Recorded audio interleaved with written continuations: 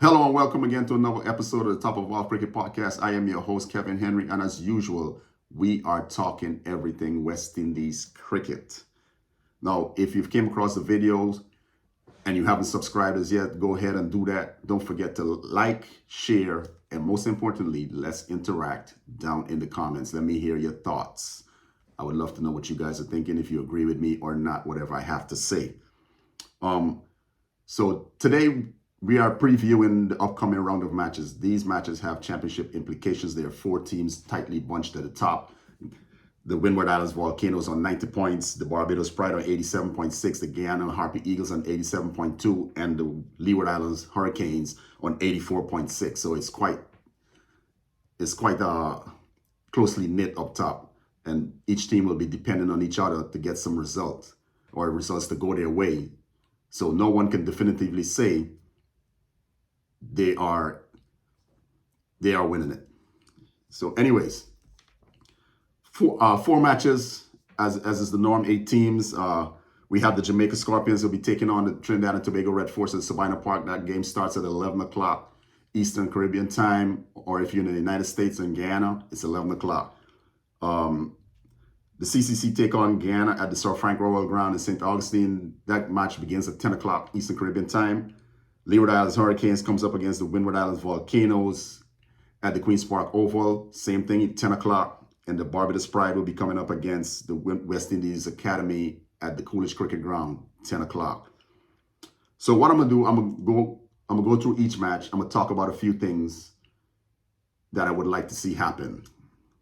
And who I expect to win those matches. So the first game that I'm talking about is the Jamaica versus Trinidad and Tobago. This is the match of two teams that have been pretty inconsistent this season. And Jamaica, for that matter, has been pretty mediocre over the recent few seasons. There's a lot going on in Jamaica cricket, and they're talking about doing some work to ensure that Jamaica gets back to where it used to be. You're talking about a side that used to dominate regional cricket. So let's see how that goes. But for the Jamaica side, I'm looking for Kirk McKenzie to finally show up this season. He hasn't had a half century all season. He's averaging just over 23, and that is pretty mediocre for a batsman that's the current West Indies number 3 batsman. I'm not too sure how that's going to play out for him, especially with the Tour of England that's on the horizon. The person who I think that should actually be in the West Indies team, batting in the spot that Kirk McKenzie bats in, Brandon King, needs to show up also. He came back into the first class season midway, had a good first game, and has since then kind of teetered off. He needs to lead the side. He is the captain, and he needs to stand up from a batting standpoint. On the bowling side, I'm looking forward to Dorval Green. I'm looking for Dorval Green to lead this Jamaica bowling attack. It's a weak bowling attack, but Dorval Green is the veteran there, and he needs to really show up. I know he picked up an injury in the last game. I'm not too sure if he's fit and ready to go in this round. But if he is, he really needs to lead this Jamaica bowling attack. These guys need all the help that they can get because they're not as strong on the batting side or on the bowling side. Trinidad, for a team that has the quality of players that they have disappointed this season. I'm very disappointed with the Trinidad and Tobago Red Force, to say the least. When you have a team with Jid Guli and Amir Jangu and Jason Mohammed, young Vikash Mohan, Tion Webster, I expected better out of this TT team. But they played really well in the last game against the CCC, as was expected, because the CCC is not a strong team, and their batsmen actually took a toll on the CCC bowlers. So I expect them to actually do the same, because this Jamaica bowling lineup is not strong also. So I expect Jangu to do what he did in the last game. I expect Jason Mohammed to come to the fore again. I expect young Vikash Mohan to get some runs also. I'm looking forward to Brian Charles, the off spinner. He's been around for quite a while, but he's had a pretty average season. I'm looking for him to do some things in this game. It's about time that Brian Charles step up and really give us a good spell. In the Guyana versus CCC game, I expect Guyana to win this game. But we have some question marks, and those question marks lie at the top of the order. Our opening batsman. Tajan Chandapal has had a very, very, very poor season. That one century withstanding, he hasn't shown up. And it's time for Tajan Chandapal to stand up at the top of the order and do what he is supposed to do. Give the Guyana Harpy Eagles a solid foundation. Excuse me. His opening partner, I think, is going to be Raymond Perez. I'm not satisfied with Perez's shot selection. It's quite worrying. You know, I don't think he understands that this is first class cricket, and some of his shot making I've seen is pretty schoolboyish in the manner in which he's gotten out. You know, when you get to this level of cricket, you know, you have to understand the assignment. You have to understand what is required of you. You know, he looks like a pretty attacking young batsman, and he has the shots. But sometimes I'm wondering, you know, what's going on between the ears. You know, and you know when you have a batsman that is getting out pretty early, or you have both opening batsmen that are getting out pretty early, you're putting your side under pressure, which is what happened against Jamaica. Thank God for that truly marvelous innings from, you know, Kemal Savory, and that great partnership between him and Moti, and then with him and the skipper Tevin Imlach. Save for that, we would have been in some real trouble against that Jamaica side. For the CCC, I'm expecting Amari Goodridge to come good again.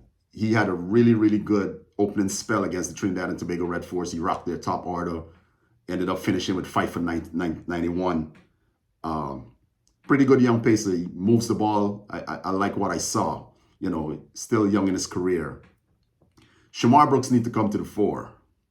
1.5 century, I think, this season, that is pretty poor. For someone who's represented West Indies, for someone who has scored a test century, for someone who's capable for batting long hours, for long periods, I think he's been, you know, a real disappointing season for Shamar Brooks. Not sure where his mindset is, but he needs to show up in this game, or else it's going to be over pretty quickly for the CCC. Yannick Otley has came in and he's provided some solidity. So the two of them they really need to put their heads down and put up big numbers for the CCC. On the bowling side for Guyana, I'm looking for young Isaiah Thorne. While he's done well in spurts, I don't think he's bowled full enough.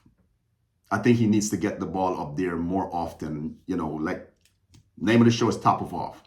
You hit top of off more often than not, you're going to trouble batsmen. You are going to test their techniques. You're going to ask questions of them. You're going to bring in different modes of dismissals. And I think he's been too short too often. But yes, he is young. He is maturing. He is learning. So let's see how he goes. I'm really looking forward to see how he goes. Same thing for Niall Smith. I think Niall has been a bit inconsistent, even though he's picked up some wickets after coming back from injury. But I think he's been too short too often and too wide. So I'm looking to see the start that the two of them give us at the beginning of the innings. See how they go. Top of off, guys. Top of off. Leeward Islands comes up against the Windward Islands Volcanoes, and I'm looking for young Jewel Andrew. That kid is definitely a jewel. I love the way he bats. Pretty attacking. Looks to take the attack to the bowlers, but he also has a good temperament. Over 230 runs this season at an average of 29. Someone that's 17 years old, I think that's pretty good. I would say that's pretty good. 17-year-old doing the battle with big men. You know, in the years to come, this builds a foundation for him. In years to come, I expect to see good things from young Joel Anthony. I hope he gets a century in this round against the Windward Islands. I think when you look at it, I think the Leeward Islands have punched above their weight, though. This season, I think they've punched above their weight. And it has shown in some of the matches that they have lost against like the West Indies A and Barbados. They've lost some games that they didn't have any business losing. Or matter of fact, I should say they have won some games that they didn't have any business winning. But let's see how this one goes for them. Jeremiah Louis, I expect him to lead the attack. He's had a pretty solid season. There's not much else that Jeremiah Louis can say to the West Indies selectors with regards to getting selected, because when you look at the West Indies pace attack currently, it's going to be tough for him to get in there. But he's provided good service for the Leeward Islands over the years, and this season especially he's been very, very consistent, getting the ball up there, making the ball do some things, challenging batsmen, challenging their techniques, and giving the Leeward Islands some good starts with his bowling. For the Windward Islands, Alec Athenaeus has to come to the fore. This is a West Indies batsman. This is somebody that the West Indies expects great things out of. And with the tour of England on the horizon, I think he has 3 half centuries this season. I expected, and everyone would have been expecting more from Alec Athenaeus. Big hundreds. That's what we need to see from Alec Athenaeus. With someone with his talent, big hundreds is what we need from him.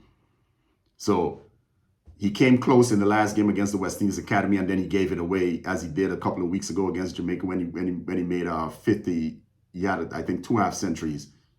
You got to convert those, man. You got to convert those, especially when you're coming off of a lean tour of Australia. Come back and dominate. Get your confidence back. Ryan John, the fast medium bowler, over the years, he's been right there. Troubling batsmen, asking questions of their techniques, and he's done it again this season. He's had a pretty steady season. He's someone that he's not pacey, but he's going to ask a question of you every single delivery. And that is what you want to see, especially from your pacers. Ask a question of the batsman every single delivery. Make him play, and that is what Ryan John does. He makes you play. Every time he bowls a delivery, he asks you a question, and you have to provide an answer. So let's see how that goes. But I do expect the Leeward Islands to win this game. The Windward Islands over the last 4 games have been quite inconsistent. So let's see how they goes. Even though they've managed to stay up top, they've been kind of on the downward trend. The game that they won against the West Indies A, I thought they should have absolutely dominated that game, and they did not. It was a pretty scrappy game between the two teams. But I expect the Leeward Islands to come out on top in this game. Barbados Pride versus West Indies Academy. The West Indies Academy, some really talented young batsmen, and I'm wondering what are the conversations that are being had with them in terms of how you build an innings, because I'm not really seeing the young talented players like Kadeem Aline and Jordan Johnson and Teddy Bishop really trying to make an effort to build an innings and build out a season. Let's say that. What I've seen is a lot of injudicious shots, a lot of get out shots. And for someone with the talent of Kadeem Aline and Jordan Johnson and Teddy Bishop, those are 3 talented batsmen, and they haven't done their talents any justice this season. So let's see how they go in this game. They're the next generation of West Indies batsmen. So hopefully they make that transition. Some of these batsmen will be looking to get into their respective franchise teams from their home countries, next season, because you can't play academy cricket for the rest of your life. So I hope Aline, with all the big hitting ability that he has, he realizes that he has to bat time. There's no sense making 50 from 30-yard balls and then you get out and your team is in trouble. That makes no sense. Same thing for Teddy Bishop. Same thing for Jordan Johnson. No sense in making a quick fire 20, 30, 40, and then you get out, but your team is still in trouble. Ashmead Ned on the bowling side, I really love what Ashmead Ned has done this season. Him along with Joshua Bishop, they have almost 70 wickets during the season here. They have done a phenomenal job for the West Indies Academy. I like the improvements that I've seen from Ashmead Ned. It shows me that he's really put some thought and some work into what he wants to do. I like how he goes about, bowling his overs and, figuring batsmen out. I love what I've seen so far, and he can only go strength to strength. Keep going, young man. Barbados, what can I ask? Craig Bradford, just keep doing what you're doing, man. Tour of England is on the horizon. You need to keep making runs. Keep churning it out. Zachary McCaskey, love the way you've stepped up in the last couple of matches. Keep doing what you're doing. It was good to see Roston Chase come out against the Leeward Islands and absolutely obliterated that Leeward Islands bowling attack. He took them to task. 127 from, I think, 80-something deliveries. It was really brutal. That innings was one filled with brutality. And I think Roston Chase has his mind set on getting back into the West Indies team. And that's what you have to do. Come back and score runs. Put runs on the board. Ask the question of the selectors. Put the ball in their court. All you can do is all you can do, which is make lots of runs and take lots of wickets. And that's what he did against the Leeward Islands. He had a 10-wicket haul. If the West Indies Academy have been plucky this season, they don't lay down. That's one thing they don't do. They give you a run for your money. So Barbados can expect a run for their money. But I do expect them to come out on top in this game. So let's see how that goes. Matches start at 10 a.m. today.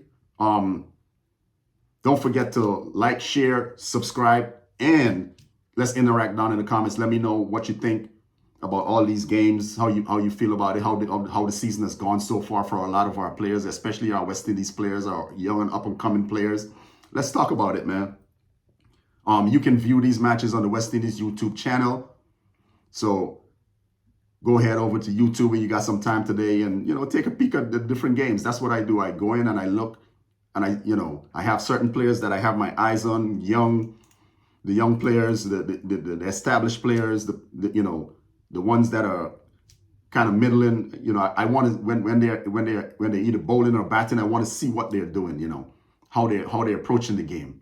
So don't forget, check out the West Indies YouTube channel, like, subscribe, share, and comment. This is Kevin Henry from the Top of Hove. Top of Hove. I'm really trying to wrap this up because I have got to go. But this is Kevin Henry from the Top of Hove Cricket Podcast. See you next time.